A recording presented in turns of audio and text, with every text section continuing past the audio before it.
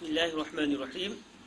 Alhamdulillah, wassalatu wassalamu ala al-habibi sayyidina wa maulana Muhammadir Rasulillah wa ala alihi wa itratihi wa ashabihi wa man walah. Asyhadu an la ilaha illallah wahdahu la syarikalah wa asyhadu anna sayyidana wa habibana Muhammadan abduhu wa rasuluh. Allahumma salli wa sallim wa zid wa barik ala habibina wa sayyidina wa maulana Muhammadin wa ala ali sayyidina Muhammad. Amma ba'd. Alhamdulillah, kita mengucapkan kesyukuran kepada Allah Azza wa Jal.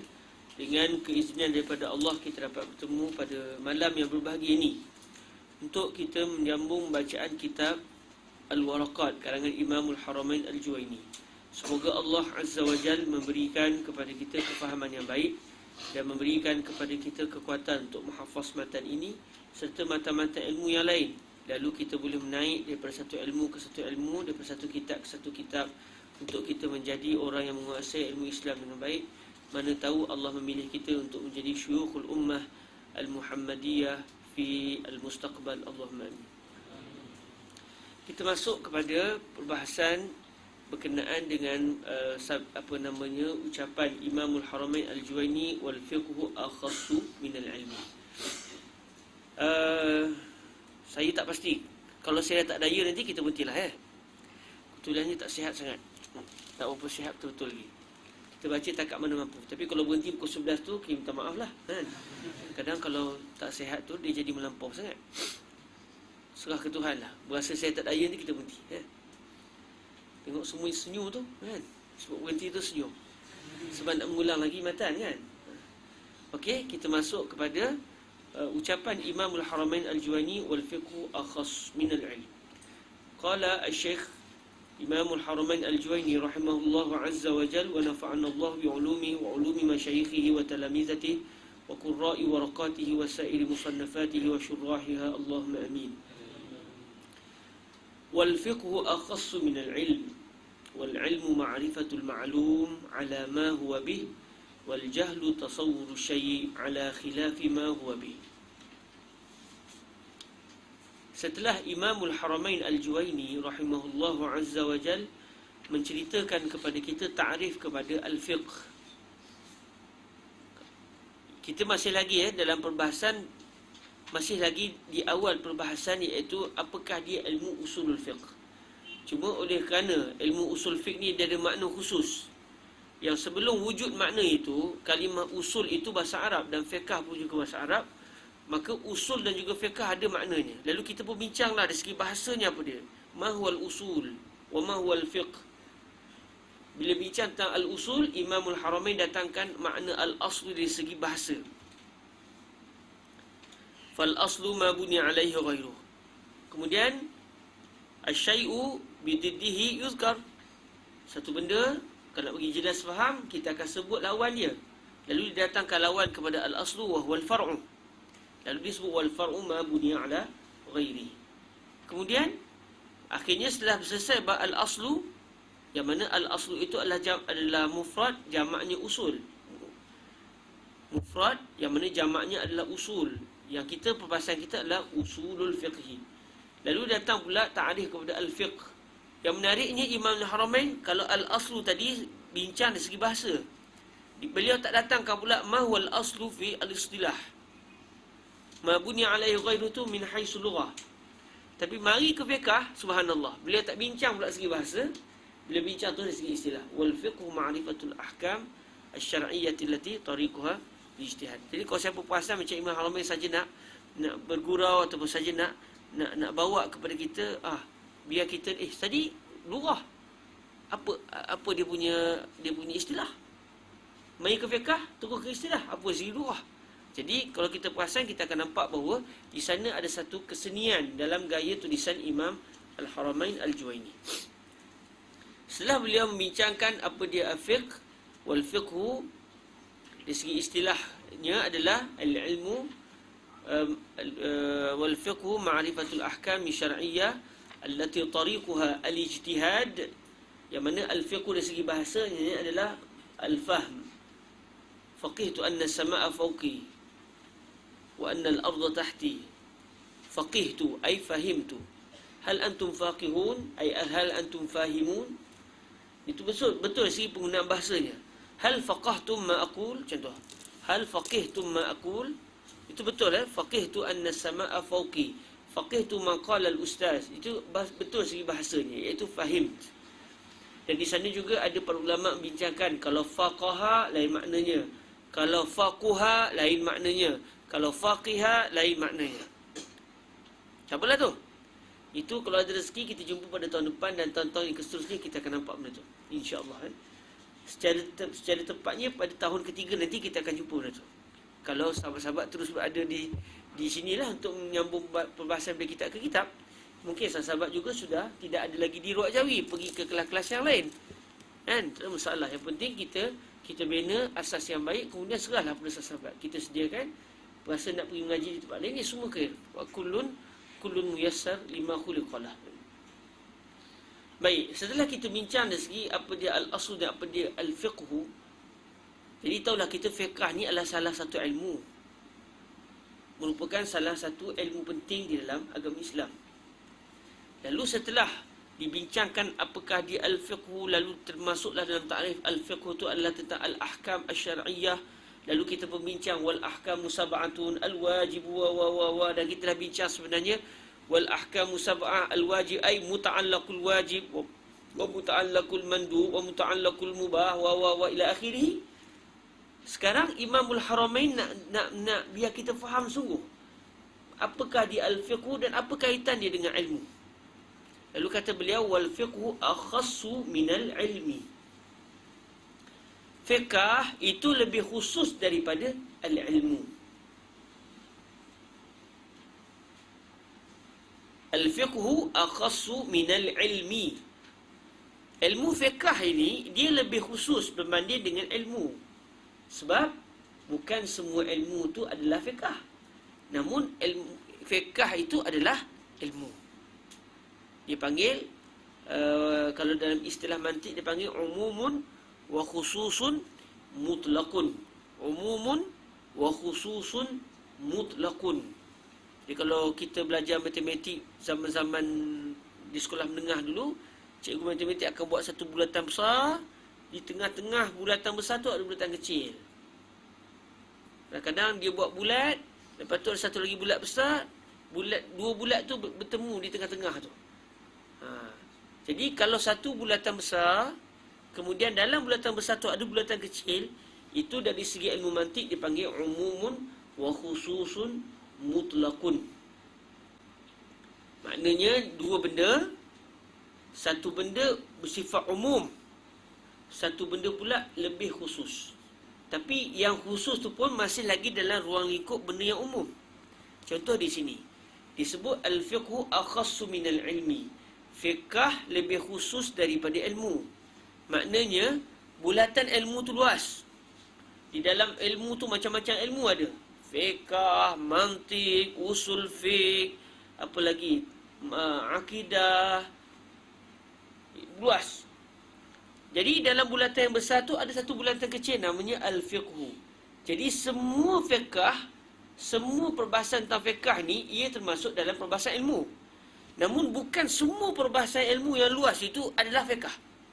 Sebab ilmu lebih luas. Ada ilmu mantik, ada ilmu kimia, ada ilmu sains. Jadi ilmu lebih luas. Dalam masa yang sama, di antara keluasan ilmu tu ada satu ilmu yang namanya ilmu fiqh. Jadi panggil umumun wa khususun mutlaqun. Jadi umum wa khusus mutlak adalah dua benda yang salah satunya merangkumi satu yang lagi. Contoh macam di sini, ilmu merangkumi fiqh, bukan fiqh merangkumi ilmu. Fiqh lebih kecil, dia punya skop dia lebih kecil, membincangkan tentang apakah pendapat syarak terhadap perbuatan mukallaf. Tapi ilmu tu sendiri ada ilmu luas, bukan hanya bincang tentang fiqh aja, ada juga ilmu bincang tentang akidah, ada juga ilmu bincang tentang hadis. Jadi ia adalah sifat luas. Wal fiqhu akhassu minal ilm.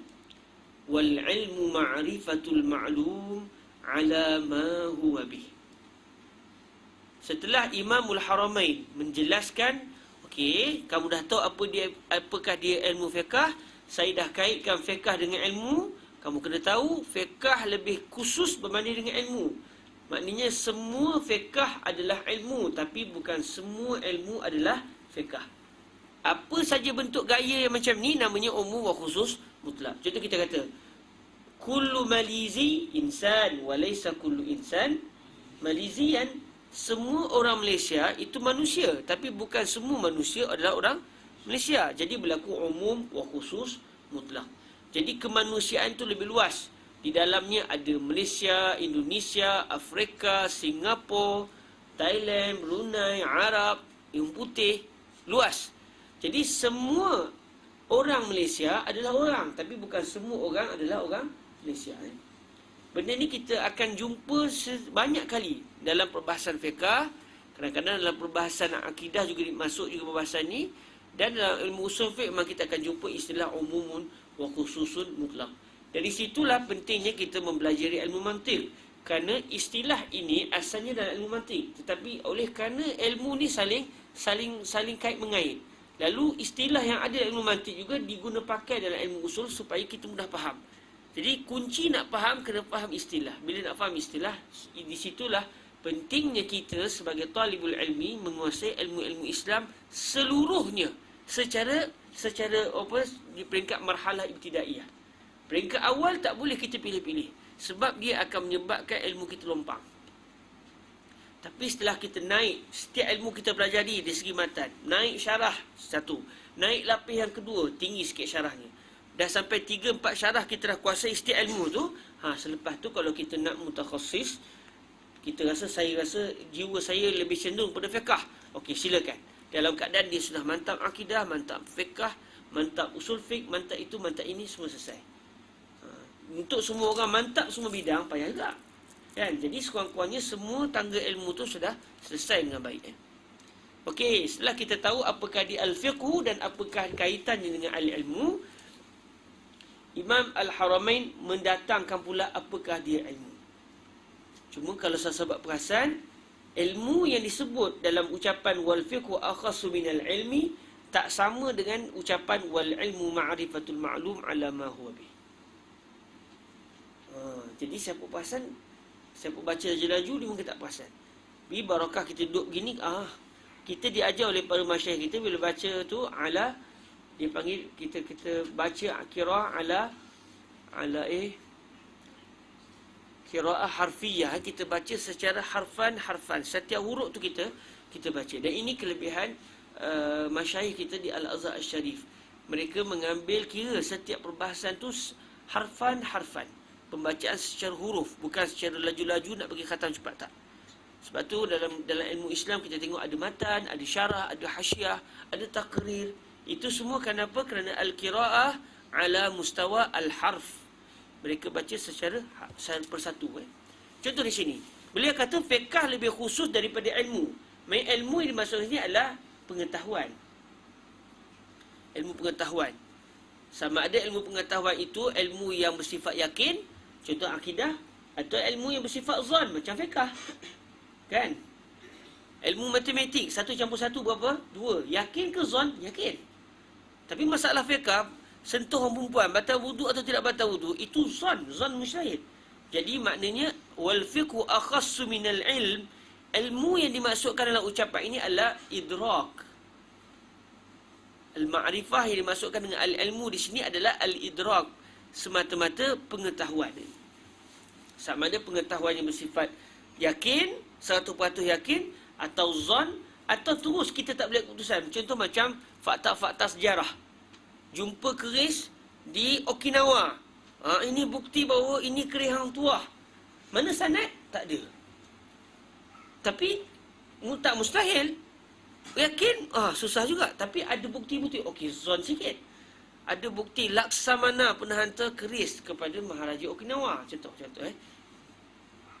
Jadi dia nak kata apa tu? Yakin, 100% yakin memang betul keris tu keris Hang Tuah. Sebab dia kira lok. Lok kalau panjang ni, ini bukan lok orang biasa. Ini lok pemberian daripada negara ke negara. Daripada mai bingkisan Maharaja, daripada Sultan Perak, Sultan Melaka ke Raja Jepun, contoh. Jadi fakta itu diambil daripada kajian dan ia bukannya pada sanad semua. Zon pun berat juga. Wahm pun boleh jadi juga. Sekadar teori. Tapi masih juga dianggap sebagai al-ilm. Ilmu tarikh. Jadi, wal fiqhu akhassu minal ilm. Ilmu yang dimasukkan dalam ucapan awal itu adalah al-idrak. Wal fiqhu akhassu minal ilm. Wal ilmu huna ma'nahu al-ma'rifah wahia mutlaq al-idrak. Sama ada yakin 100% atau zon atau syak atau apa, tak kisah. Setelah beliau sebut perkara itu, beliau sebut pula wal ilmu ma'rifatul ma'lum ala ma huwa bihi. Ilmu pula adalah pengetahuan terhadap benda yang diketahui tersebut berdasarkan apa yang benda itu berada padanya. Apa maksud dia? Wal ilmu ma'rifatul ma'lum ala ma ay alal hal huwa ay hazal ma'lum bihi ay bihazal hal. Kalau kita nak fakud dhamir ya, kita pecahkan dhamir tu, wal ilmu ma'rifatul ma'lum ay ma'rifatu syai' al ma'lum. Ma'rifatu asy-syai'i al ma'lum ala ay wa haluhu ma ala ma ay ala al hal huwa ay hadzal ma'lum bihi ay bihadzal hal. Kalau kita nak pecahkan dhamir supaya kita nampak terus. Jadi kalau terjemah sesuatu tu, dia akan jadi ilmu adalah pengetahuan. Maksud dia ma'rifah di sini maksud dia idrak, idrakul ma'lum, ma'rifatul ma'lum ala ma huwa bihi, pengetahuan terhadap satu benda yang diketahui, satu benda yang diketahui secaranya, secara keadaannya adalah apa? Dalam keadaannya benda yang diketahui itu sama dengan hal dia. Sekarang kalau saya kata ke sahabat-sahabat, nahnul an fi Malaysia,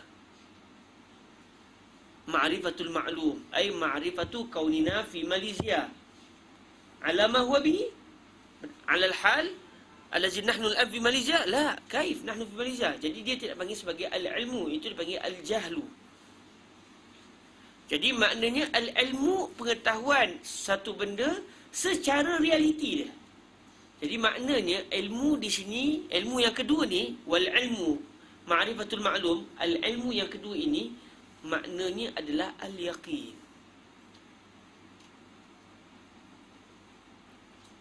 Subhanallah. Tadi sebut al-ilmu. Wal fiqhu akhassu minal ilmi. Fiqh lebih luas, lebih khusus daripada ilmu. Ilmu yang dimasukkan situ apa dia? Mutlaqul idrak. Semata-mata pengetahuan. Sama ada yakin, tak kisah. Kemudian beliau guna kalimah al-ilmu dengan beliau mendatangkan satu kenyataan. Wal ilmu ma'rifatul ma'lum ala ma huwa bihi. Ilmu pula adalah pengetahuan terhadap satu benda yang diketahui berdasarkan realiti benda yang diketahui tersebut. Jadi, ilmu ma'rifatul ma'lum ini, al-ilmu di sini maknanya al-yaqin, mi'ah fil mi'ah.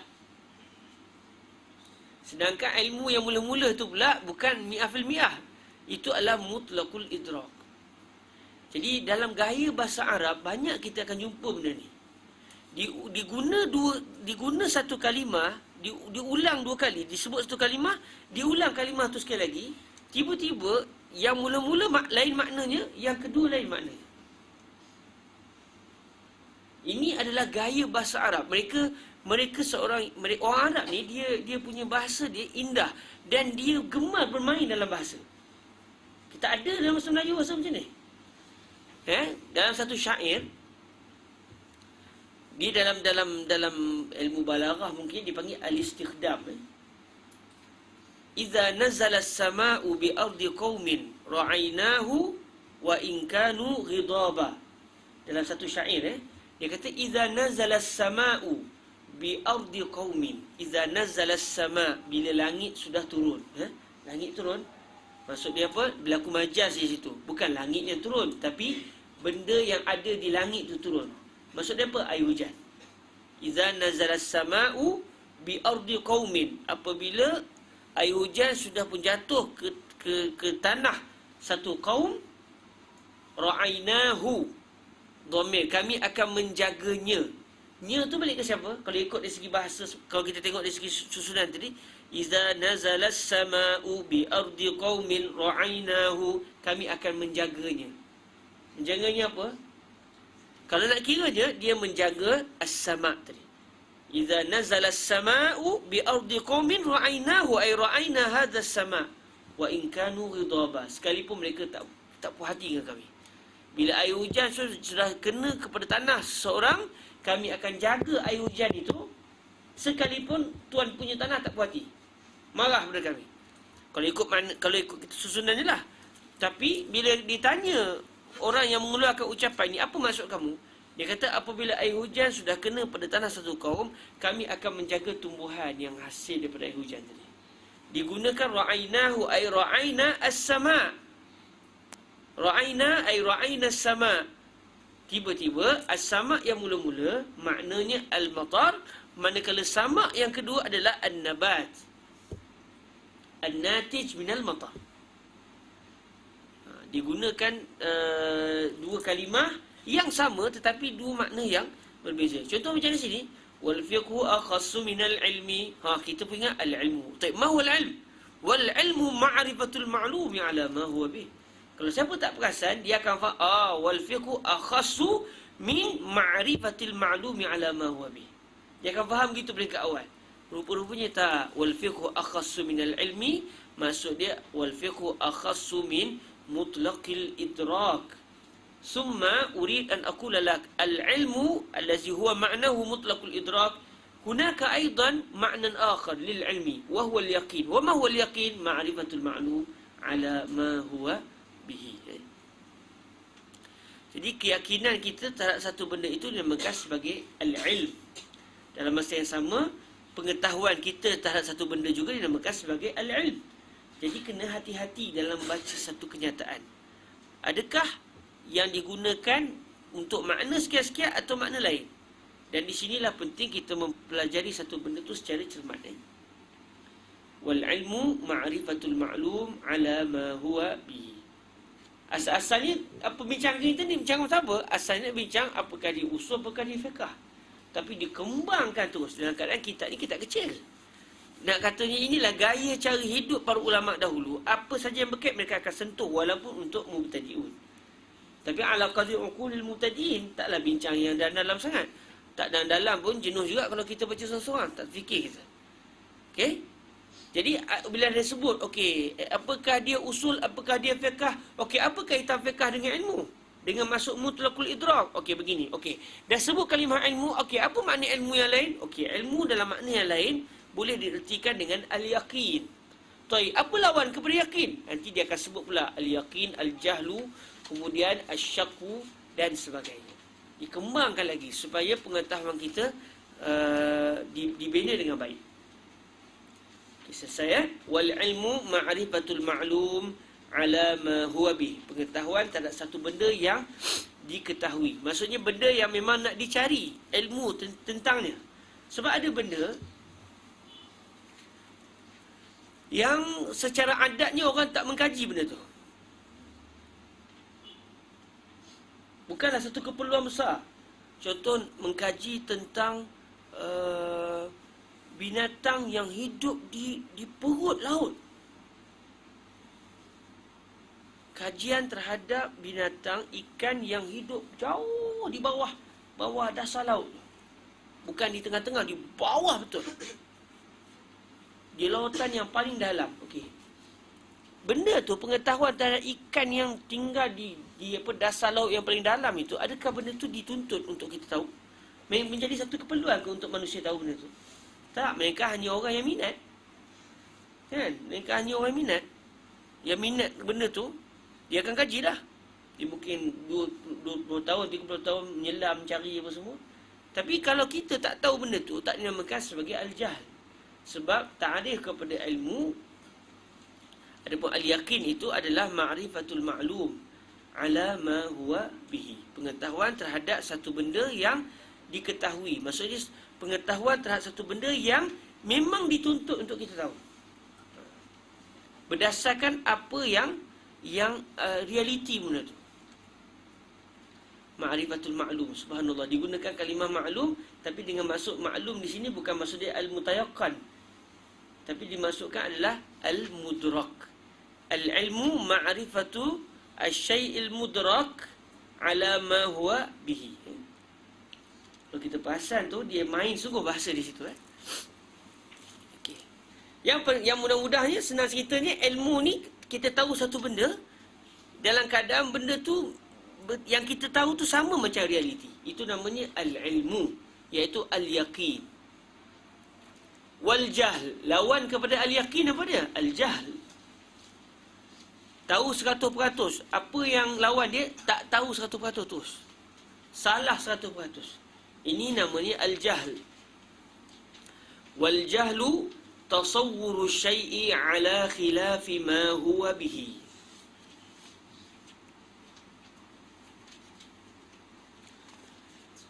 Al-jahl, apa dia al-jahl? Kata beliau, tasawwuru syai', gambaran terhadap satu benda. Tasawwuru syai'i. Jadi siapa yang dia perhati molek-molek, tasawwur itu adalah masdar, manakala asy-syai' pula adalah mudhaf ilaih.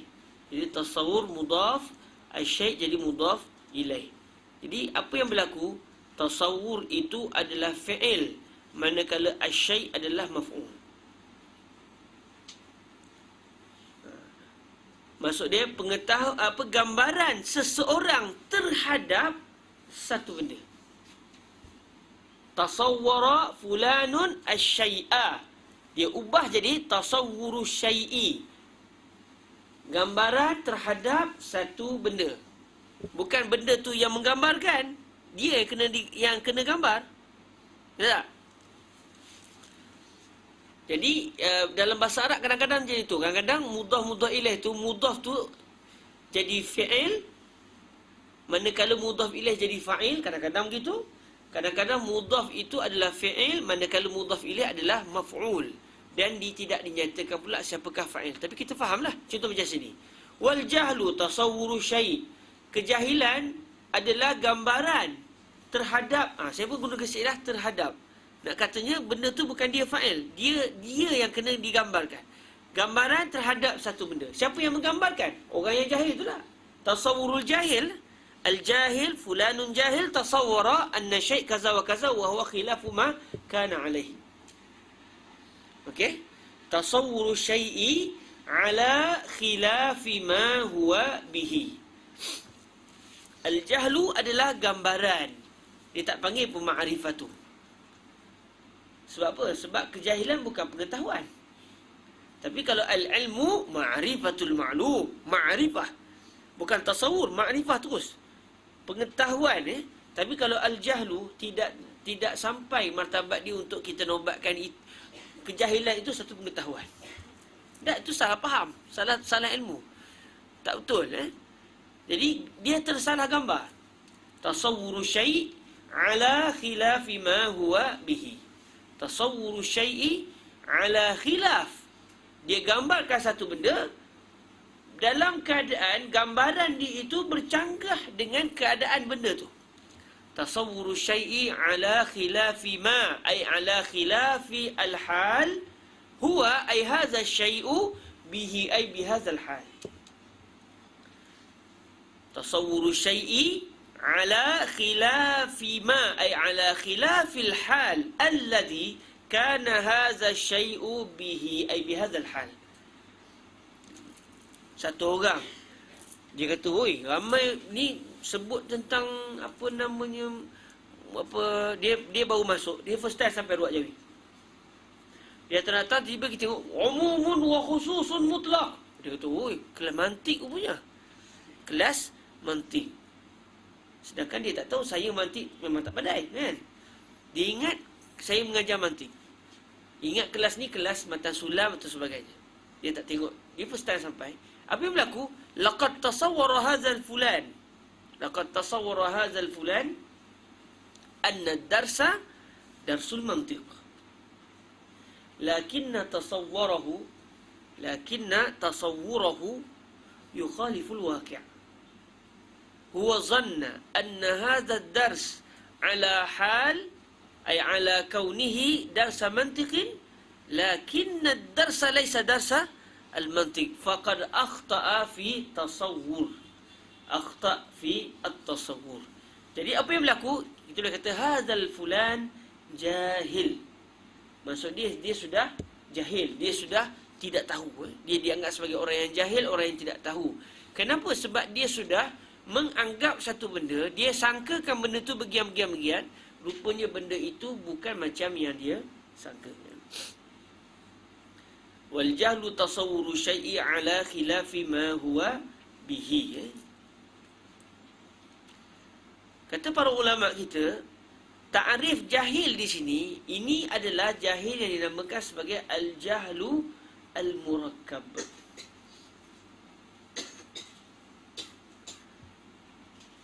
Ta'rif al-jahlu dengan gambaran dengan kenyataan tasawwuru syai'i ala khilafi ma huwa bih.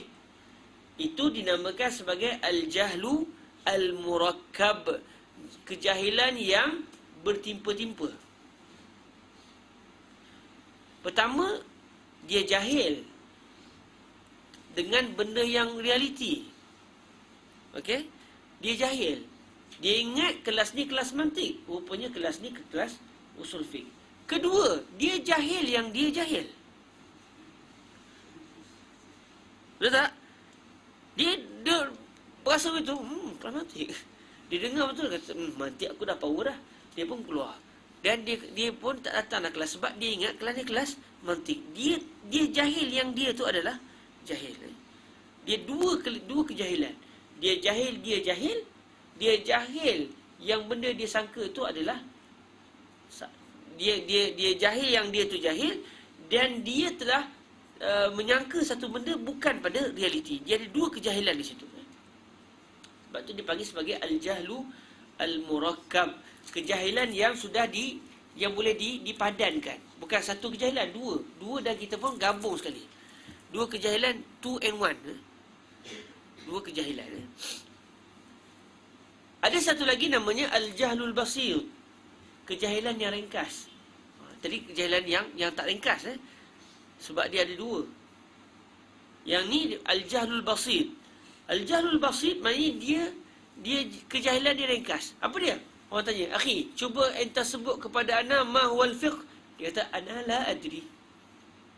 Taib, hal ta'lam anna hadha ad-dars fi ay maddah? Ana la adri. Ini juga dinamakan sebagai al-jahl. Tapi dia tidak berlaku tasawur. Ta'rif di sini, wal jahlu tasawwuru syai'i ala khilafi ma huwa bih. Gambaran yang tersilap. Ini adalah dinamakan sebagai al-jahlu al-murakkab. Satu lagi kejahilan yang namanya al-jahlul basit, jahil yang ringkas, kejahilan yang ringkas, iaitu adamul ma'rifah. Terus adamul ma'rifah, dia terus tak tahu. Bila kita tanya dia, awak tahu tak kelas ni kelas apa? Dia kata, saya tak tahu. Awak tahu tak kelas ni habis hukum apa? Tak tahu. Bila la adri je, maka berlakulah dia itu dinamakan sebagai al-jahlu al-basir, yang mana dia jahilnya satu je, iaitu dia tak tahu. Kalau jahlul murakkab, dia bukan tak tahu, dia berasa dia tahu. Yang ni lagi bahaya. Sebab tu al-jahlul basir senang untuk dididik, senang untuk kita ajar dia. Tapi kalau al-jahlul murakkab, kalau dia pegang apa yang dia gambar tu, letih kita nak betulkan dia tu.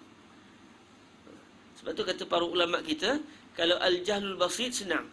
Akhi, tak tahu tak ni kelas apa? Tak tahu. Okey, nak tahu tak? Nak. Apa dia? Kelas usul fiqh. Akhi, tak tahu ni kelas apa? Tahu kelas apa? Kelas mantik. Bukan mantik. Anda dengar. Tadi sebut umur aku semua tu lah. Anda ingat anda ni cikai sangat buat mantik. Anda tahu tu pasal mantik. Kita kata, betul. Itu memanglah pasal mantik. Tapi kelas ni bukan kelas mantik. Kelas usul fiqh. Dah, tak macam jenuh. Jadi kalau begini meletih sikit lah. Dia perjuangan yang besar lah untuk membetulkan orang yang al-jahlu al-murakkab. Dah banyak berlaku isu sebenarnya adalah kerana al-jahlu al-murakkab. Dalam masalah akidah contoh, dia berpegang bila Allah Ta'ala sebut Ar-Rahmanu 'alal 'arsy istawa. Dia kata Allah Ta'ala sebut Ar-Rahman 'ala 'arsy istawa. Al-'arsy, ma huwa al-'arsy? 'Arsy adalah makhluk yang paling besar. Maknanya kenalah, dia kata. Allah Ta'ala Tuhan yang maha besar. Jadi eloklah berada di atas tempat yang paling besar. Jadi Allah istawa. Istawa ay jalas, duduk. Cuma cara Tuhan duduk serah ke Tuhan. Tapi memang Allah Ta'ala ni benda tu atas tu adalah Allah Ta'ala. Cuma macam mana tak tahu. Kita kata naya orang ni. Dia sangka apa yang dia fikir itu betul. Sedangkan bila kita tanya, kita rujuk dalam bahasa akidah, mustahil Allah Ta'ala itu berada pada tempat. Kerana tempat itu diciptakan Tuhan. Sebelum wujud tempat, Allah sudah ada. Maksudnya Allah pernah wujud tanpa tempat. Mustahil berubah pula pada Allah Ta'ala itu satu perubahan. Sebab kalau berubah pada Allah Ta'ala satu perubahan, dia tidak namakan sebagai qadim. Dia sudah dianggap sebagai hadis. Jadi di situ kita kata, okey, ayat ini ayat mutasyabihat. Perlulah dipadankan dengan laisa kamitslihi syai'. Kalau orang tu dia tak tahu langsung Ar-Rahman 'ala 'arsy istawa, apa maksud? Saya tak tahu. Okey, kita terang, faham. Tapi kalau dia pegang, nak pula kalau dia PhD apa semua, letih kita nak terang. Betul? Dia kata saya ada PhD. Tak kata apalah. Sebab tu kata para ulama, kalau seseorang itu dia sampai ke tahap inad, dia ada satu sikap, dia dah pegang dengan apa yang dia pegang tu, sedangkan kita menghukumkan yang dia sebut itu adalah kejahilan berdasarkan apa yang telah dipegang oleh ulama Ahlussunnah, yang dia pegang tu salah. Tapi kalau dia dah pegang dengan begitu, maka tiada guna tujuan kita berdebat. Perdebatan ilmiah dah tak guna ketika itu. Sebab dia akan tetap dengan pegangan dia dan kita tetap dengan pegangan kita. Jadi ketika itu kita doa je lah, moga Allah Ta'ala berikan hidayah kepada dia. Okey.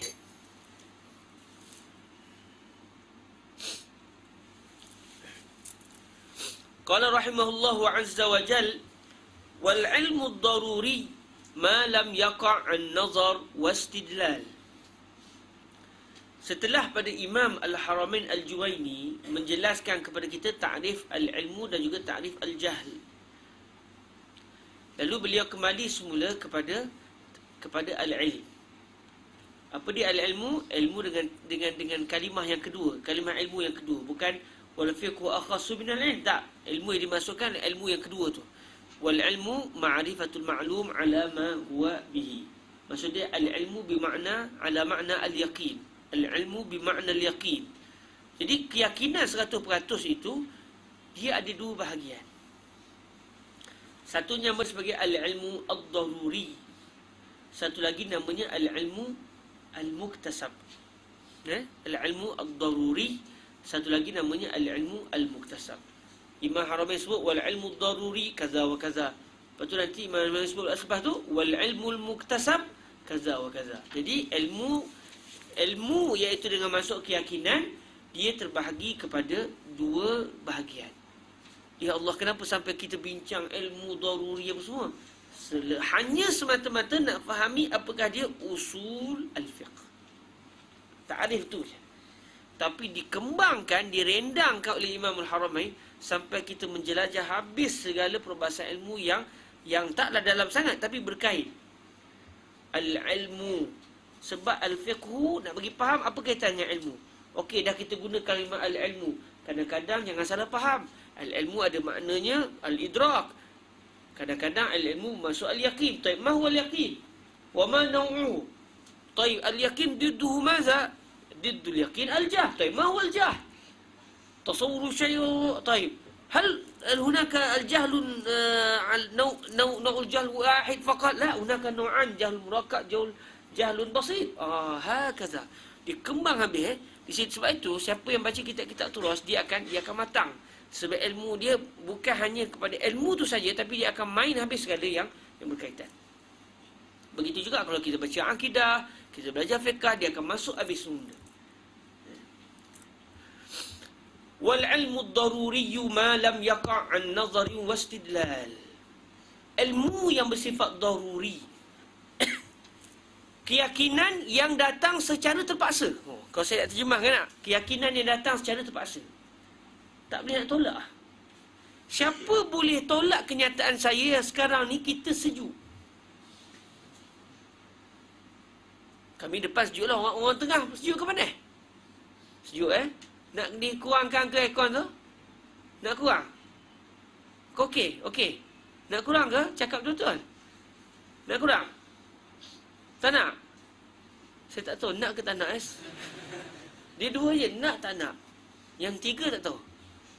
Setengah nak, setengah tak nak, saya tak tahu. Orang belakang, panas ke sejuk? Orang hujung sana, panas ke sejuk? Sudah. Sejuk? Sejuk? Sejuk? Orang sini sejuk lah. Sini memang sejuk kan? Sejuk semua lah. Orang atas memang sejuk lah. Saya pasti orang atas pun sejuk. Siapa boleh nafi yang kita ni dalam keadaan selesa sejuk? Dah panas macam api kata. Orang Minang kata angit kaputak. Dia punya takkid tu, angit kaputak.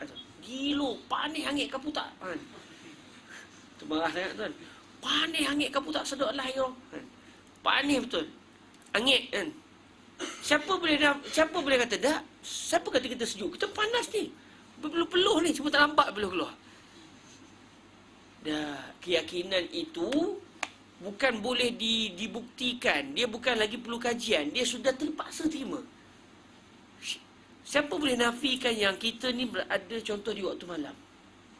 Dah, ni bukan malam ni. Ini siang ni. Jadi kan asal luhur.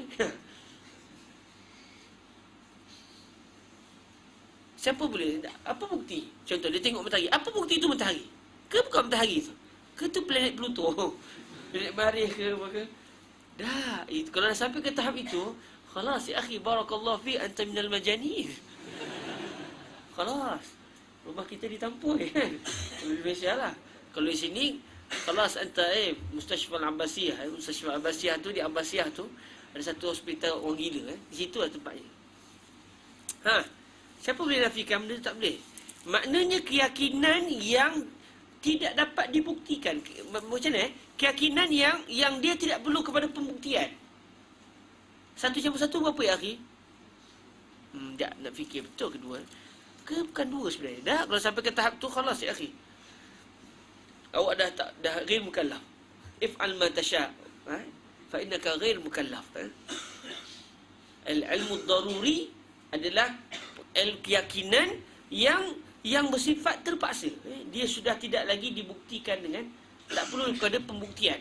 Apa kata Imam Al-Haramain Al-Juwaini?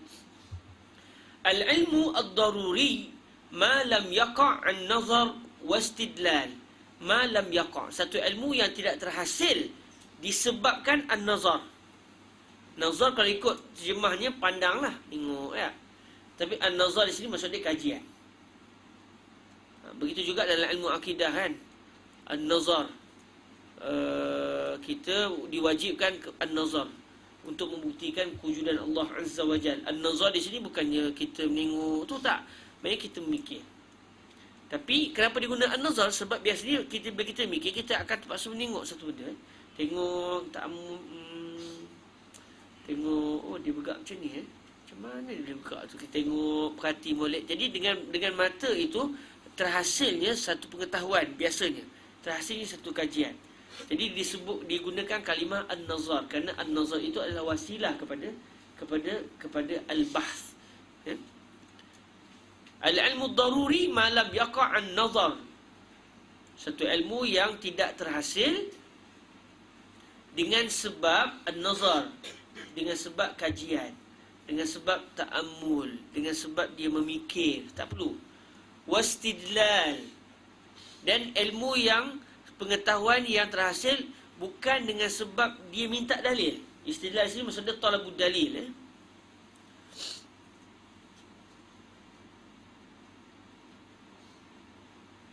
Bila saya kata sekarang ni kita berada di waktu malam, nahnu nahnu fil lailah. Kalau ada orang kata aina dalil, saya kata nanya ni. Tapi tak siapa pun minta dalil kan? Tak siapa pun. Taib, ma huwa dalilu? Hal hunak hal minal kutub hal minal ulama man zakara annana al-an fil lailah? Fi ayyi kitab? Fi ayyi juz'in? Tak ada orang minta kan? Jadi Kenapa? Sebab pengetahuan itu pertama tak perlu kepada kajian je. Saya nak fikir kejap. Malam betul ke malam ni? Gelap. Mungkin ke sebab cuaca kan? Tapi tadi azan maghrib. Betul ke tu maghrib? Dan kau sampai ke tahap tu nanya lah. Orang tak perlu kajian benda tu. Dan orang pun tak akan minta dalil. Jadi kalau begitu keadaannya ini namakan sebagai al-ilmu ad-daruri. Perut lapar. Lapar. Betul ke lapar ni? Bukan lapar ni. Dah. Tak betul tu. Kalau sampai kepada begitu, naya dah. Dia dah syak kepada diri dia sendiri. Jadi ilmu daruri itu begitu. Ilmu yang tidak terhasil dengan sebab an-nazar, dengan sebab kajian, dan juga kepada minta dalil, minta bukti. Tak perlu kepada begitu. Contoh dia apa? Kal ilmil waqi'. Contohnya apa? Contoh ilmu daruri apa dia? Ilmu seperti ilmu yang terhasil bi ihdal hawasil khams, dengan sebab salah satu daripada 5 panca indera kita. Sahabat tengok saya pakai apa? Kopiah warna apa? Kopiah warna putih, dan juga kopiah merah warna putih.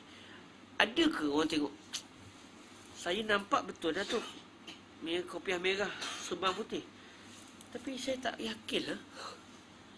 Bukan kot. Ke sebenarnya pakai songkok hitam lah.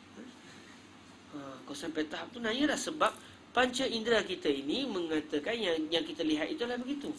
Jadi apa yang dilihat oleh mata itu adalah keyakinan. Keyakinan yang tak perlu kepada kajian dan tak perlu buktikan. Bi ihdal hawasil khams, ilmu yang terhasil dengan sebab salah satu daripada 5 panca indera. Apa dia? Panca indera pendengaran, as-sam' wal basar, panca indera penglihatan, panca indera asyam, bau. Saya dah demam ni, tak terbau dah benda Wal dzauq, rasa dengan lidah, dan juga al-lams, panca indera dengan sebab sentuhan. Pegang satu benda, sejuk bukan sejuk ni. Pegang sejuk, bukan kot, panas Allah. Dan kalau sampai tahap begitu, nanya dah orang tu, dia dah akhir mukallaf dah. Dia dah gila dah sebenarnya. Okey, itu adalah salah satu contoh bagi pengetahuan yang namanya al-ilmu ad-daruri. Wa bit-tawatur. Contoh yang kedua apa dia? Contoh al-ilmil waqi' bit-tawatur. Jadi di sini dia buat 2 contoh. Kal ilmil waqi', ilmu yang terhasil dengan sebab bi ihda, bi sabab ihda, ba tu ba sababiyah. Kal ilmil waqi' bi ihda al hawasil khams, ay bi sabab ihda al hawasil khams. Ilmu yang terhasil dengan sebab salah satu daripada 5 panca indera. Dan juga contoh yang kedua bagi ilmu ad-daruri adalah wa bit tawatur, ay wal kal ilmil waqi' bi at-tawatur. Ilmu yang terhasil dengan sebab tawatur. Tawatur ni apa dia? Para hadirin yang dirahmati Allah, at-tawatur, nanti kita akan masuk dalam perbahasan ilmu hadis di depan nanti tentang sanad apa semua. Kita akan masuk tentang apa dia at-tawatur, apa dia ahad. Cuma dah halang-halang kita termasuk di sini. Sebut at-tawatur ini adalah, kalau sesahabat nak catat ikhbaru jam'in. Ikhbaru jam'in yamtani' tawatu'uhum 'ala al-kadhib. Ikhbaru jam'in yamtani'u tawatu'uhum 'ala al-kadhib. Ikhbaru jam'in yamtani' tawatu'uhum 'ala al-kadhib an mahsusin, an mahsus. Ikhbaru jam'in yamtani'u tawatu'uhum 'ala al-kadhibi an mahsus, atau an ikhbari jam'in, atau an ikhbari jam'in mithlihim. At-tawatur huwa ikhbaru jam'in yamtani'u tawatu'uhum 'ala al-kadhibi an mahsusin, atau an ikhbari jam'in mithlihim ila ayyantahiya ila mahsus. Atau an ikhbari jam'in mislihim ila ayyantahi ila mahsusin. Dapat semua? Saya ulang sekali lagi. At-tawatur huwa ikhbaru jam'in yamtani'u tawatu'uhum 'ala al-kadhibi 'an mahsusin aw 'an ikhbari jam'in mislihim ila ayyantahiya ila mahsus. Okey, ini adalah ta'rif ataupun huraian bagi apakah dia at-tawatur. Tawatur dimasukkan di sinilah. Sebab at-tawatur segi bahasa adalah tawatara ni kita boleh kata tak silapnya tawatur dengan maksud tawafaq. Kalau tak silapnya saya tengok segi bahasa. Ini al-qamus. Hal hunaka qamus? Kan hunaka zaman qamus fi al-waqt al-jawi.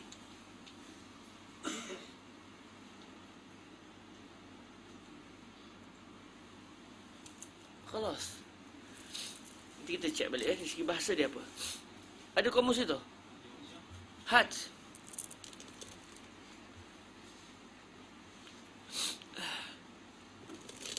Barakallahu fiikum. Mu'jam al-wasil. Sahabat kena belajar guna kamus Arab.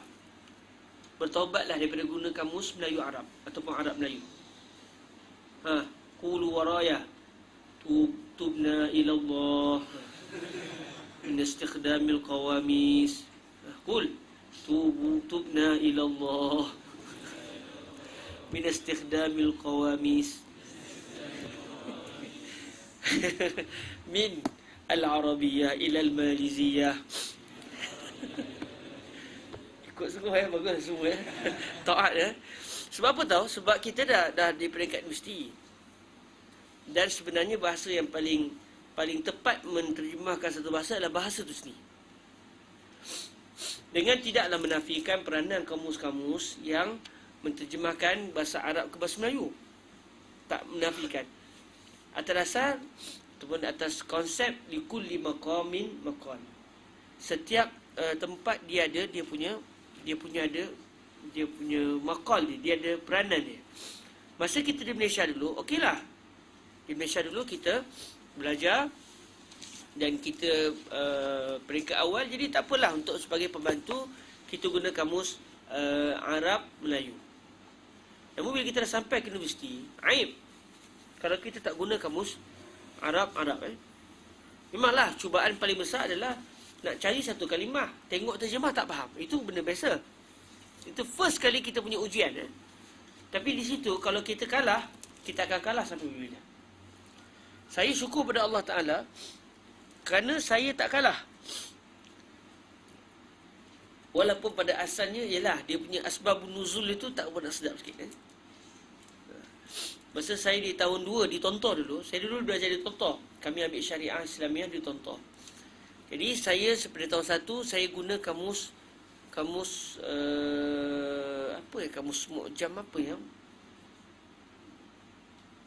kamu Arab Melayu tu, lupa dah. Bukan? Oxford? Bukan. Miftah bukan. Miftah baru lagi. Mu'jam al-Jadi. Ada jadi ya? Kamu jadi dah, bukan. Jadi tu kecil sangat. Qadim lama sangat. Apa nama kamus tu ya? Dia tebal kat kamus tu. Tapi bukan kamus Syahidin Nabawi lah. Tak apalah kan? Allah, apa nama kamus? Saya tak ingat Saya memang guna kamus tu lah. Tapi belilah kamus Arab tu, kamus Mu'jam al-Asasi. Belilah tapi tak baca pun. Sebab malas kan? Buka satu kalimah tak faham. Kau buka kamus Melayu tu faham kan? Dia cepat.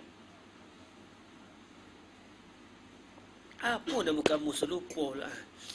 Jadi bila kita dah berlalu setahun, naiklah tahun 2. Bila naik tahun 2, datanglah adik-adik freshie kan? Kita dah jadi abang-abang senior. Datang adik-adik freshie, tonton kan? Seram je bunyi tu tak?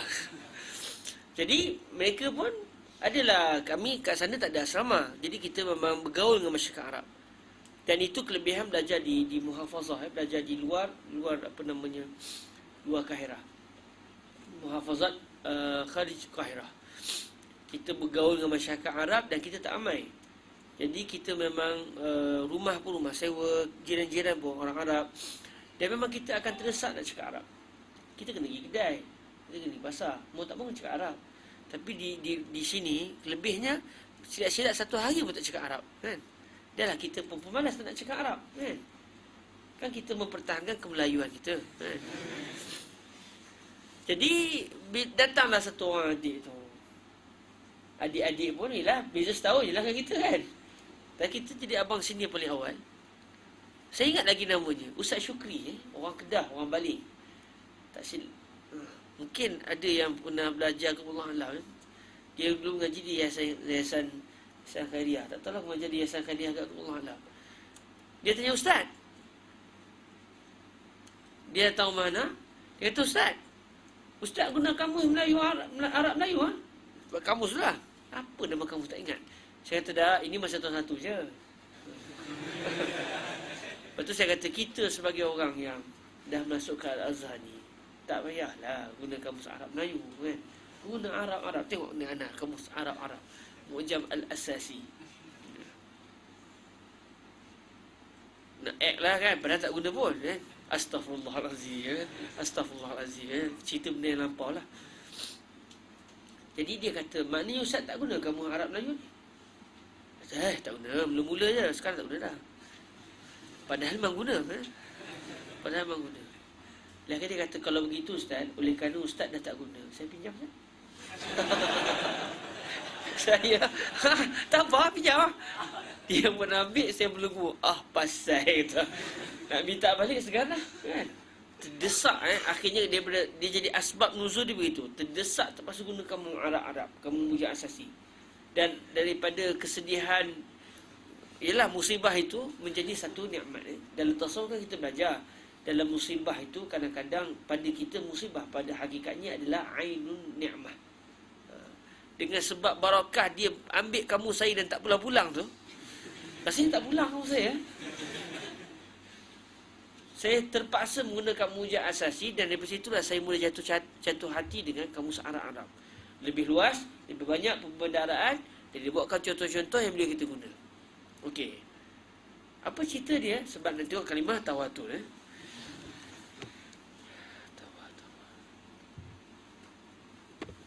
Sekejap, Kita tengok bahasa apa dia punya asal bahasa dia.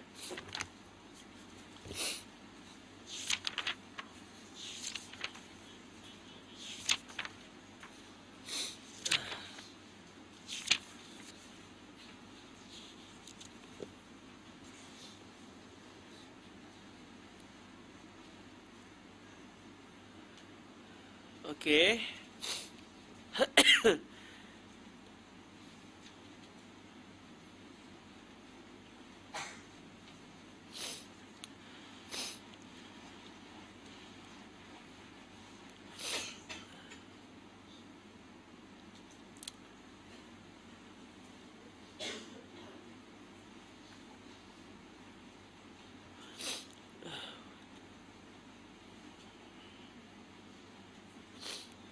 Tawataratil asya' tataba'at.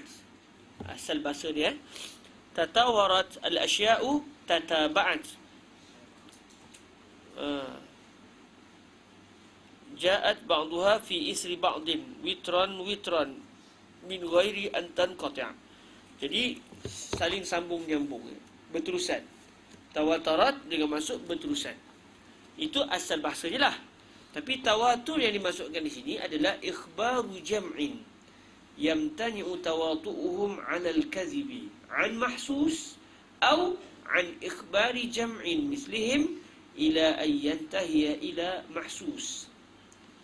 Apa dia at-tawatur dari segi istilah yang dimasukkan di sini adalah ikhbaru jam'in. Satu kelompok memberitahu, ikhbaru jam'in, pemberitahuan oleh satu kelompok. Jadi sini kita tahu ikhbar tu mudhaf dalam masa sama dia sebenarnya dia asalnya adalah fi'il. Manakala jam'in tu maksud dia ta'ifah, jam'in maksud dia satu kelompok, itu adalah fa'il. Maksudnya dia berlaku mudhaf ilaih dia adalah fa'il, manakala mudhaf adalah fi'lun. Ikhbaru jam'in, satu kelompok memberitahu apa dia? Memberitahu satu berita lah. Okey? Yamtani'u tawatu'uhum 'alal kadhib.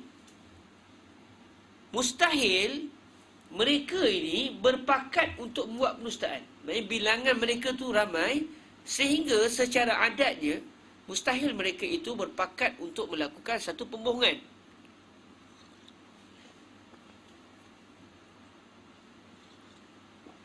Air Sprite ni, kayak apa ni?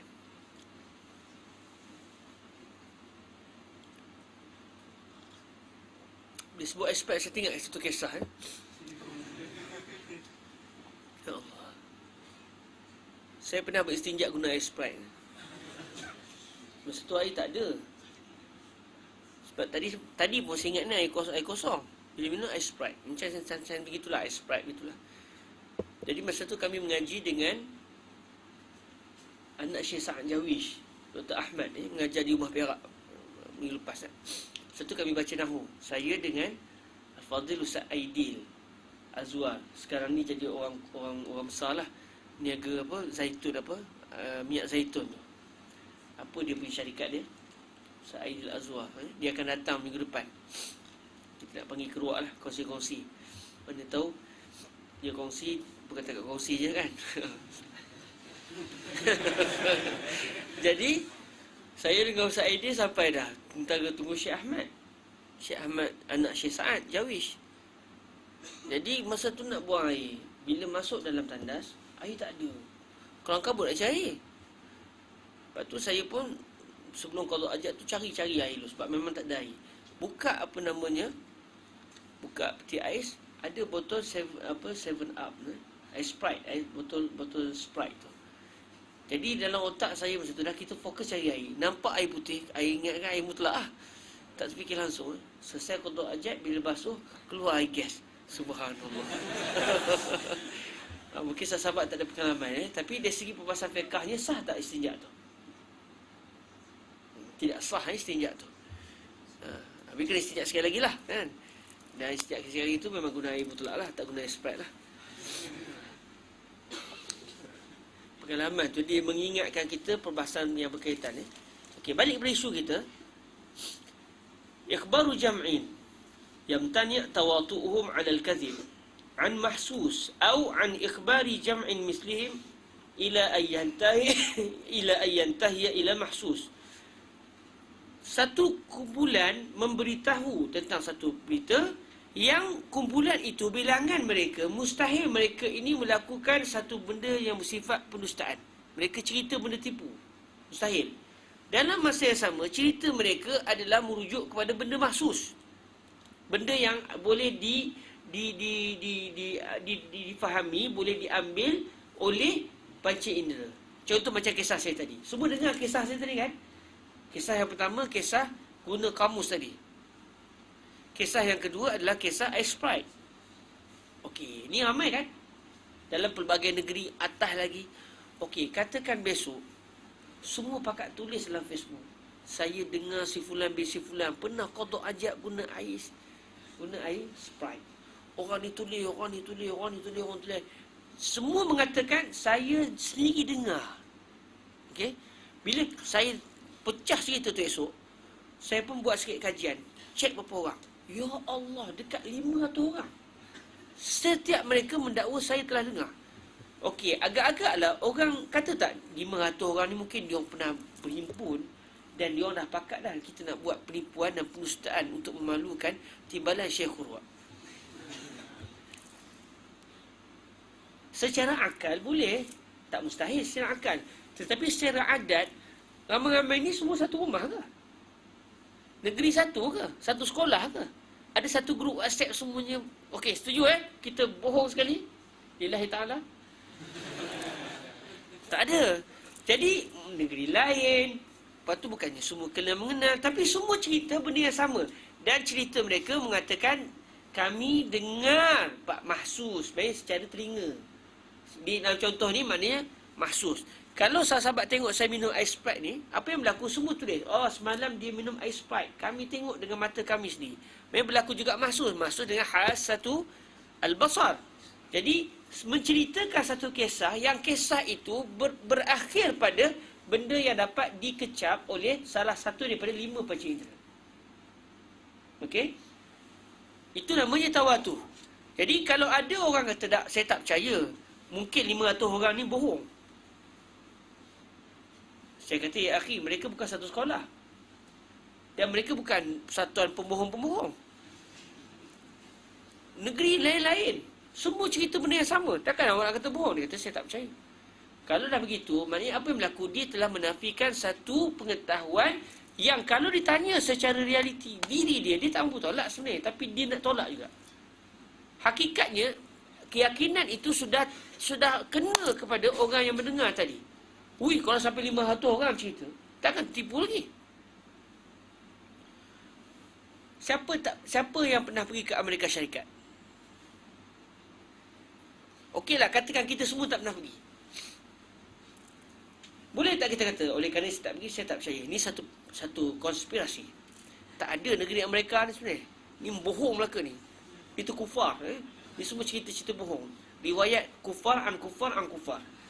Bisanad al-kufriyah. Bisanad al-kufr. Dah kita tak boleh kata sebab benda ini sudah mutawatir.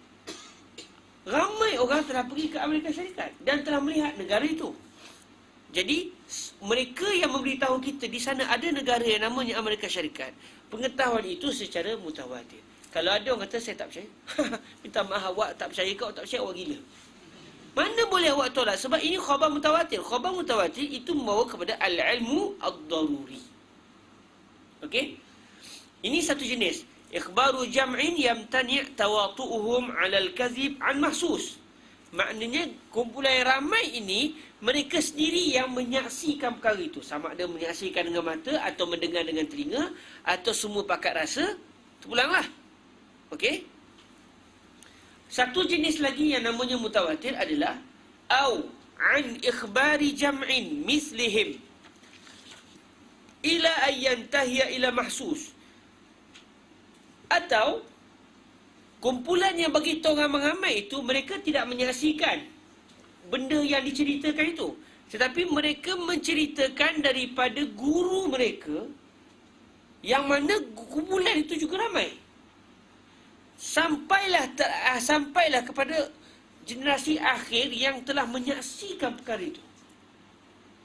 Setiap generasi itu pula bilangan mereka ramai, mustahil secara adat mereka itu dusta. Okey? Jadi ini namanya khabar mutawatir. Katakan okey, kita semua generasi baru yang tidak pernah melihat bagaimana Malaysia dulu kena jajah. Betul? Tapi kita dengar tak daripada ayah-ayah kita yang mengatakan dulu Malaysia pernah kena jajah? Kita dijajah oleh siapa? British. Kita dijajah oleh siapa? Jepun. Kita dijajah oleh komunis. Okey, 3 ni. Baik. Sekarang, boleh tak satu orang kata, saya tak percaya kita dijajah? Mungkin ayah-ayah kita, datuk nenek moyang kita ni bohong. Boleh kalau bohong, kalau satu orang je cerita, 2 orang, 3 orang. Tapi masalahnya, tanya orang tua-tua kita, betul ke dulu kita kena jajah? Memanglah kata, saya dulu kena sebat dengan Jepun contoh. Orang ni cerita dia kena sebat. Dia tinggi tengok Malaysia dijajah. Tanya orang di Johor begitu. Tanya orang di Muar begitu. Tanya orang di Negeri Sembilan begitu. Ramai pakat cerita yang kita ni dulu Malaysia ni kena jajah.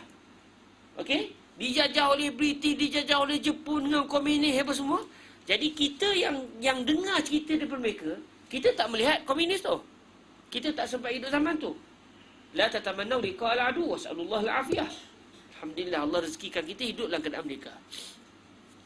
Bila kita dengar cerita itu daripada tok nenek moyang kita, ayah-ayah kita pun mungkin tak sempat. Datuk-datuk kita mungkin sempat ataupun moyang kita. Apa yang berlaku?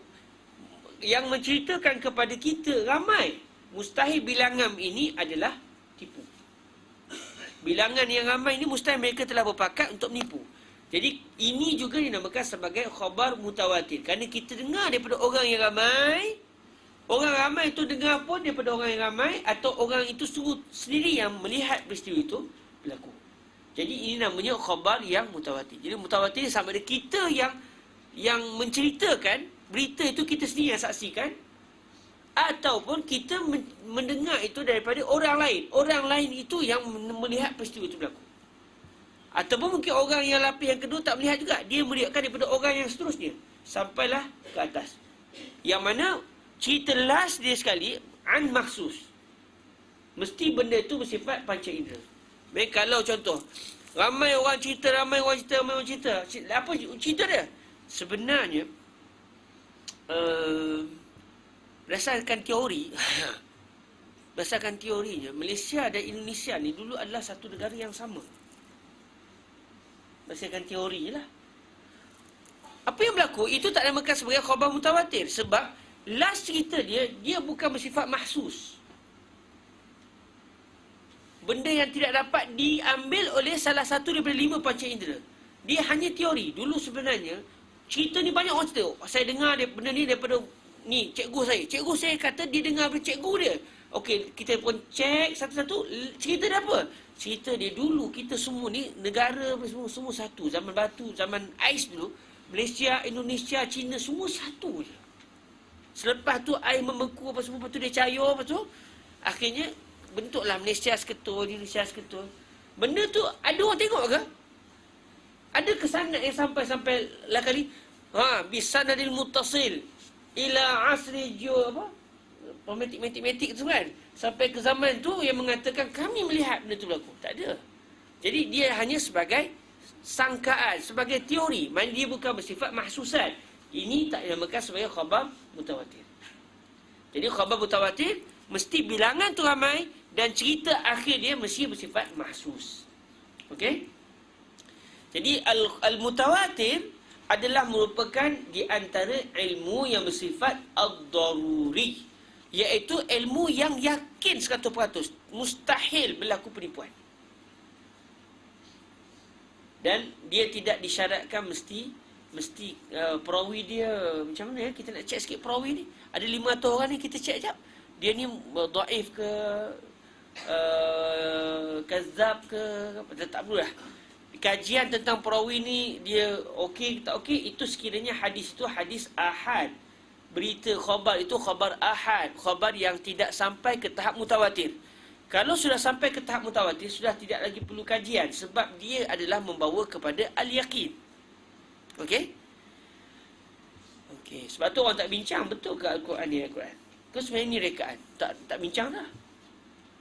Tapi hadis kita bincang. Hadis ni hadis maudhu'. Tapi tak ada ayat Quran maudhu'. Tak ada ayat Quran dalam Quran tu yang dalam mushaf tu kita kata betul ke alif lam mim ni ayat Quran? Saya macam sangsi lah. Kata, cakap elok sikit, penampor ni lah. Sangsi apanya, benda ni adalah diriwayatkan secara mutawatir. Pergi ke barat, alif lam mim tu juga ada. Tengok Quran yang zaman 400-500 tahun, gitu juga. Yang saya belajar Quran daripada fulan. Ada juga alif lam mim. Tanya orang ni pun, ada juga alif lam mim. Maknanya dah alif lam mim betul-betul ayat Quran. Sebab bitawatur. Jadi ia adalah satu benda yang tidak dapat ditolak kebenarannya. Jadi ilmu daruri ni contoh yang datang ke 5 haramain, ilmu yang dilihat dari segi panca indera sendiri, yang dilihat dengan mata, didengar oleh telinga, dihidu oleh hidung, dengan lidah, rasa dengan lidah, dan juga dapat dirasa dengan tangan. Dan contoh yang kedua yang datang ke sini adalah ilmu secara tawatur. Okey, wal ilmul muktasab ma yaqau an nazarin wastidlal. Ilmu yang bersifat al-muktasab pula. Apa dia ilmu muktasab? Lawan kepada ilmu ad-daruri. Ilmu yang dia bukan terpaksa, dia datang secara terpaksa, tak. Kalau tadi keyakinan itu memang terpaksa, tak dapat nak tolak dah. Kita tak dapat nak tolak yang kita ni berada dalam alam. Tapi kalau ilmu muktasab, bila kita dapat satu pengetahuan tu dan dia rupanya yakin juga, tapi nak sampai ke yakin tu tak secara segera. Tak dengar tu betul. Tak, dia sekejap. Mikir. Satu campur satu tolak dua, tolak satu campur satu kali 5 bahagi 10, bahagi 10. Berapa? Jawapan last tu yakin. Tapi nak sampai ke nanti dulu Syekh kata. Kira dulu. Dia kena kira, dia kena check. Last kali dia akan sampai pada keyakinan tu. Dan dia tak akan berlaku khilaf dah tu. 1 campur 1 kali 3 kali 10 bahagi 2 kali 6 campur 99 campur 1. Berapa jawapan dia? Ujung nanti tak ada khilaf. Tapi nak sampai tu lambat. Dia perlu dia bukan dengar tu terus jawapan tu. Kalau tahu sungguh itu dah luar biasa. Biasanya orang akan memerlukan kepada nazar, perlukan kepada penelitian. Tak kira je. Kira 1 campur 1 2. 2 campur 6 6 7 8. 8 kali 3 8 16, 8, 16, 24. 24 bagi 2, sekejap. 4 bagi 2, 2, 1, 12. 12 campur 99, sekejap. Tu matematik rumah, 99. Nanti ya.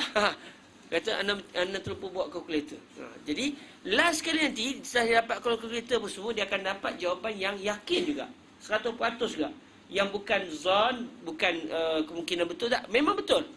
Cuma nak tahu kepada benda tu perlukan kepada an-nazar dan perlukan kepada istidlal. An-nazar perlukan kepada dia kena check kira, dia kena fikir betul ke ini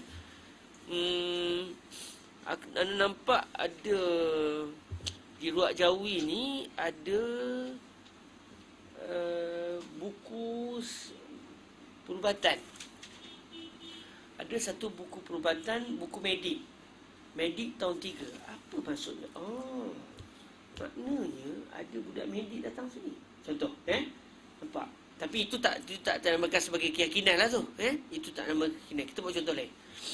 Katakan dia kata, okey sekarang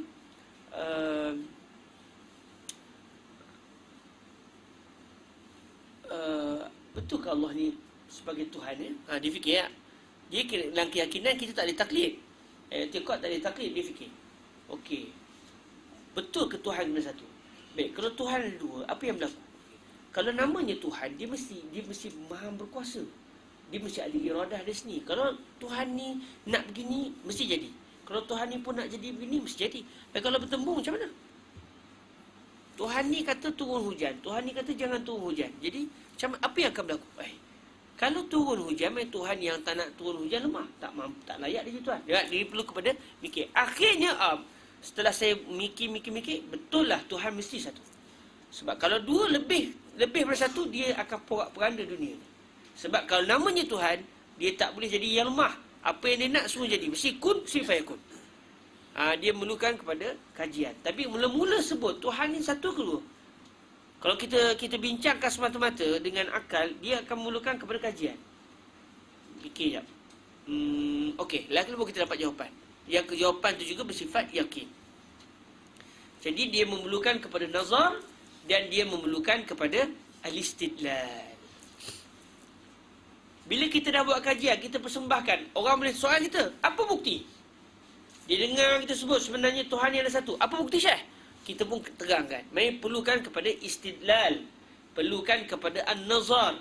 Jadi hasil daripada kajian, hasil daripada soal jawab, orang minta dalil apa semua tu, terhasillah satu keputusan, dan keputusan itu adalah bersifat yakin. Maknanya ini adalah keyakinan, tetapi dalam kategori yang kedua, iaitu al-muktasab. Keyakinan yang diperolehi secara usaha. Bukan keyakinan yang diperoleh secara terpaksa. Bukan secara daruri. Tapi secara kajian, secara usaha. Jelas Dulu ada di Malaysia tu, ada satu orang budak tu. Dia kata dengan saya, Tuhan ni boleh ada dua. Dia kata dengan saya, Tuhan boleh ada dua. Budak Melayu kita. Dan dia kata saya, kalau abang baik lama-lama, abang boleh jadi Tuhan. Pasal budak ni kata, saya boleh jadi Tuhan. Dia kata boleh. Abang pun lama-lama boleh jadi Tuhan. Dia kata nak budak ni. Saya kata okey, kalau ada Tuhan, ni nak katanya kita nak bawa kepada ilmu yang bersifat al-muktasab. Saya kata kalau ada Tuhan, sekarang saya nak tanya soalan. Apa dia kata? Kalau Tuhan dia mesti berkuasa kan? Mesti lah. Kalau dia nak satu benda tiba-tiba tak jadi, layak ke dia jadi Tuhan? Dia tak layak. Dah namanya Tuhan ni mesti berkuasa. Okey, saya kata. Sekarang, katakan ada dua Tuhan. Satu Tuhan langit, satu Tuhan bumi. Ni cerita betul perdebatan secara tak rasmi Saya dengan budak tu, zaman Friendster, zaman tak ada Facebook lagi. Saya kata, okey, sekarang Tuhan bumi kata aku tak nak terima hujan. Aku tak nak hujan kena ke bumi. Tuhan langit kata aku nak turunkan hujan. Soalan, turun hujan ke tak turun hujan? Dia kata, bang, dari segi kajian, hujan ni dia bukan berada dalam langit. Dia di atmosfera. Jadi dia masih lagi dalam kuasa takluk Tuhan bumi. Oh, budak dia kata. Dia main dengan saya gitu. Dia kata hujan bukan kerja Tuhan langit. Dia bidang kuasa Tuhan bumi sebab atmosfera tu masih dalam kuasa bumi. Dia tak tahu kita Azhari Saya kata okey. Tuhan langit nak letupkan bumi dengan taik bintang. Okey? Tu kerja Tuhan langit tu kan? Dia kata okey. Tuhan bumi kata tak. Bumi akan selamat. Soalan, bumi selamat ke tak selamat? Dia menung Dia menung. Dia tak terfikir soalan tu. Dia menung. Saya kata ada dua jawapan. Bumi selamat atau bumi tak selamat. Tak ada jawapan yang ketiga. Kalau bumi selamat, Tuhan bumi kuat. Tuhan langit lemah. Lemah tak layak jadi Tuhan. Kalau bumi tak selamat, Tuhan bumi lemah. Buat apa jadi Tuhan? Tuhan langit. Itu baru dua. Kalau tiga Tuhan, macam mana? Sama juga kata. Sebenarnya hanya satu Tuhan. Dia menung mikir. Lama dia mikir tu Lepas tu dia mengangguk-angguk. Lah kali banyaklah 2-3 kali pertemuan juga saya jumpa dengan dia. Budak-budak cerdik tapi dia tak ada orang pandu dia. Dia guna otak dia saja. Dan tak ada siapa yang pandu. Akhirnya dia tersasar sikit. Moga-moga Tuhan selamatkan akidah dia. Lama dah tak dengar cerita dia. Mana dia sekarang kita pun tak tahu. Jadi pengetahuan itu lah kali dia yakin juga. Dia dapat keyakinan tu setelah saya bawa ujah apa semua. Tapi memerlukan kepada istidlal. Memerlukan kepada an-nazar. Perlu kepada pemikiran. Dan dia tanya saya, dia minta bukti. Akhirnya kita datangkan, akhirnya dia terima. Okay, itu namanya al-ilmu al-muktasab. Wan-nazar huwa al-fikru fi halil manzuri fihi. Wal-istidlal talabud dalil. Wal-dalil huwa al-murshidu ila al-matlub. Ini tak hafal lagi matanya. Kita baca matanya, kita tak hafal minggu depan. Wan-nazar, apa dia an-nazar? Yang dimaksudkan dalam ta'rif al-ilmu muktasab dan juga al-ilmu daruri. Sebab kita tengok wal-ilmu daruri ma lam yaqa'an nazar wa al-istidlal. Wal-ilmu al-muktasab ma yaqa'an nazarin wa istidlal. Digunakan kalimah nazar dan juga digunakan kalimah istidlal. Taib, ma huwa an-nazar wa ma huwa al-istidlal? Lalu kata Imamul Haramain Al-Juwaini, wan-nazar huwa al-fikru fi halil manzuri fi. An-nazar yang beliau maksudkan adalah al-fikru, pemikiran. Kita mikir. Kita fikir akan hal keadaan benda yang kita fikirkan itu. Sekarang kita nak fikir pasal apa? Okey, tadi contoh Tuhan langit, Tuhan bumi. Kita fikir, okey, kalau langit jadi gini, kalau Tuhan langit nak hantam bumi dengan taik bintang, Tuhan bumi kata tak nak. Okey, apa yang berlaku? Okey, dia kita memikirkan benda tu. Jadi pemikiran terhadap benda yang kita sedang fokus itu namanya an-nazar. Okey? Wal istidlal talabud dalil. Wal istidlal talabud dalil. Istidlal pula adalah meminta untuk didatangkan dalil. Jadi satu ilmu itu, satu keyakinan itu yang bersifat muktasab, benda yang bersifat tidak datang secara serta-merta, sebaliknya memerlukan kepada pemikiran.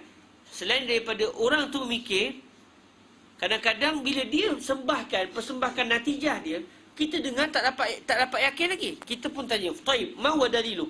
Dia pun terang. Kita dengar, "Oh, khalas. Izan kalamuka sah." Jadi terhasillah keyakinan pada minda kita setelah kita meminta dalil daripada seseorang yang mendatangkan satu kenyataan. Jadi al-istidlal adalah talab ad-dalil.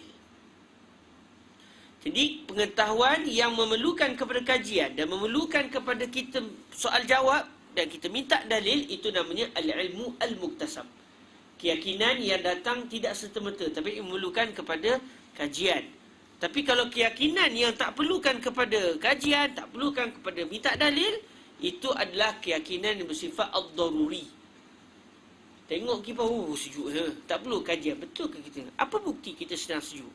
Tak perlu dah. Dia tidak memerlukan kepada an-nazar dan juga al-istidlal. Jadi al-istidlal di sini adalah talabud dalil. Ini istilah yang digunakan di sini. Sebab istadalla maksud dia talab ad-dalil. Istaghfara talab al-ghufran. Namun kalimah istidlal juga kalau kita buka dalam kitab-kitab fiqh, dia bukan talabud dalil. Istadalla mazhabuna ala sihhati kaza wa kaza biqaulihi ta'ala kaza wa kaza. Apa yang berlaku ketika itu? Istadalla bukan maksud talabud dalil. Istadalla maksud zakarad dalil. Itulah kita fiqh lah. Okey, istadalla fuqaha'una ala jawaz masalan mashi ba'di asy-sya' ba'di ar-ra's bidalil qawlihi subhanahu wa ta'ala wamsahu biru'usikum.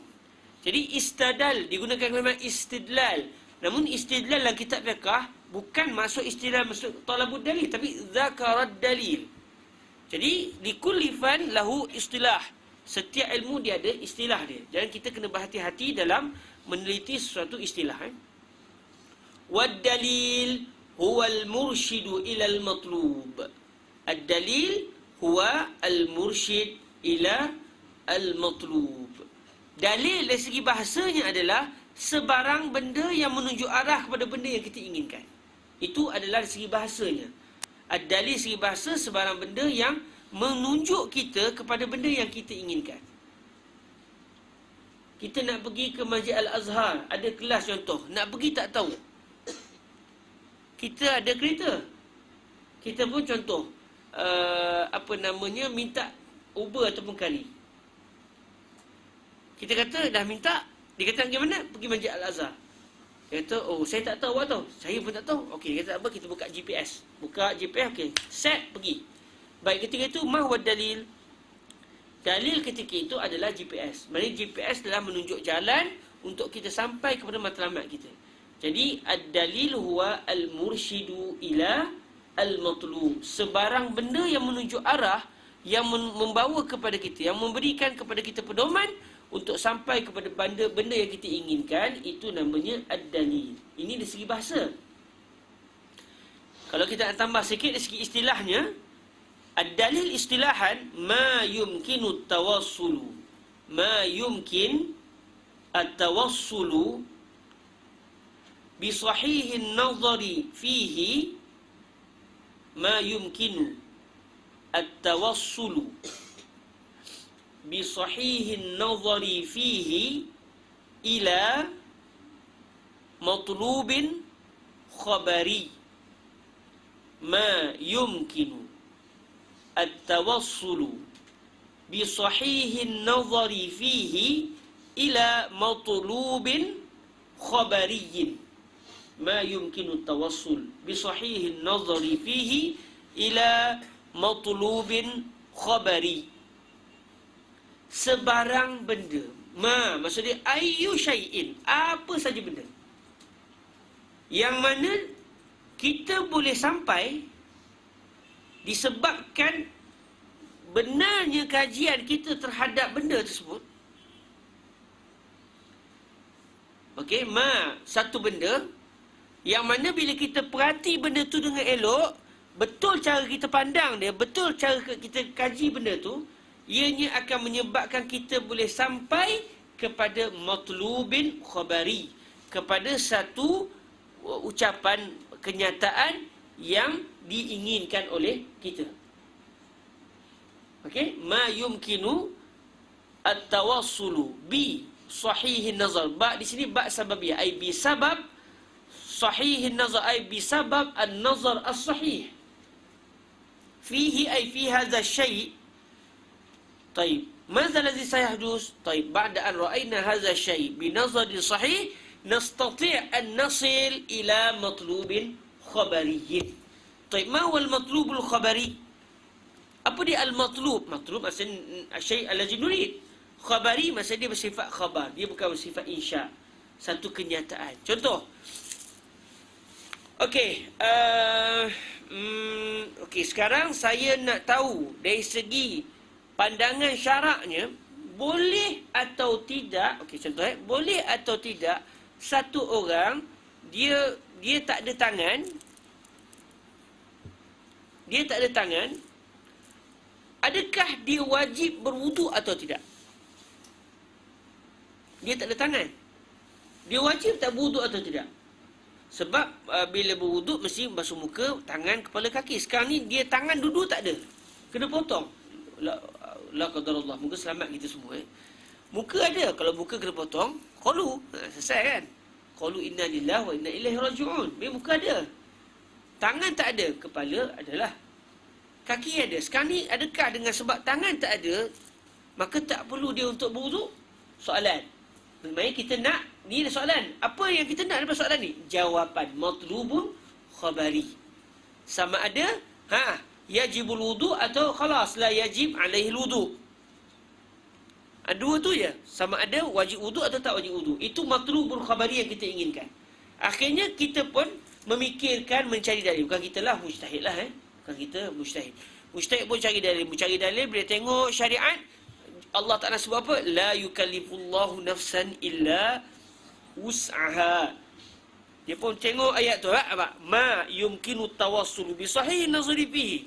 Ma ayu syai' fi misalina hazil ayah. La yukallifullahu nafsan illa wus'aha. Jadi mujtahid tadi pun melihat ayat ini, mengkaji ayat ini dengan kajian yang sempurna. Bi sahihin nazari fi hazil ayah. Dia tengok, dia kaji dengan baik, akhirnya dia buat satu kesimpulan.